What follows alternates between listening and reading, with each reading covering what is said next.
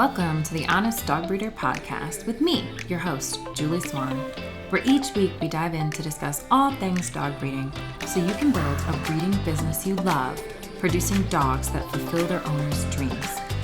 I believe you can have an honest dog breeding program that also pays the bills. So throw those pods in your ears while you're cleaning kennels. I'd love to join you. How much should your deposit be? I recommend 25 to 33% of your total price for your deposit. This is adequate skin in the game to get buyers to commit without it feeling greedy.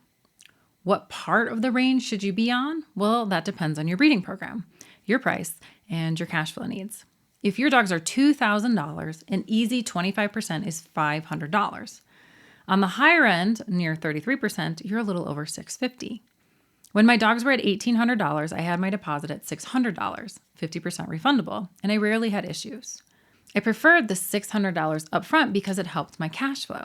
It allowed me to get 2 to 3 $600 deposits in a month when I didn't have puppies ready to go home. This covered all my overhead for my breeding business, keeping my personal finances out of it. When the litters went home, I would take that large amount of money and do something with it, such as buy more property, improve the kennels, or work towards my other financial goals.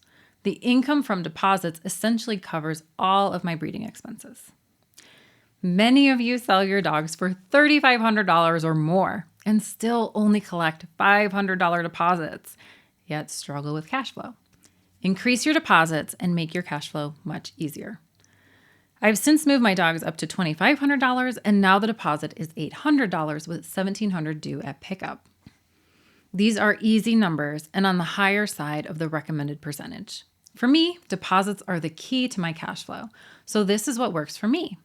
In my perfect world, if you took the average number of puppies you sold a year, divided that by 12 months, and aimed to collect that many deposits per month, that cash flow from deposits should cover your entire breeding program overhead.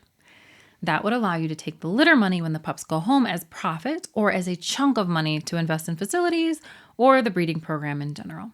So here's an example.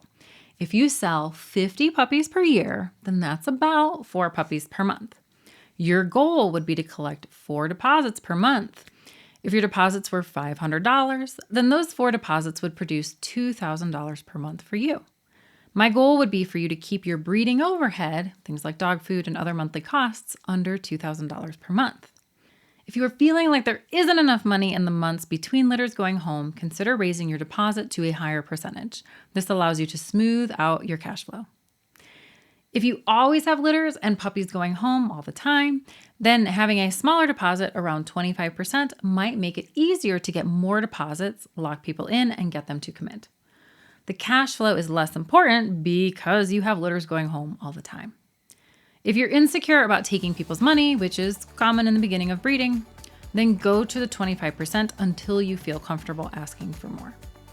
If you found this episode helpful, please tap that like button. It helps me better understand you and supports the channel. If you're a current or aspiring dog breeder, I'd love for you to subscribe to the channel to be notified when new videos come out. Thanks.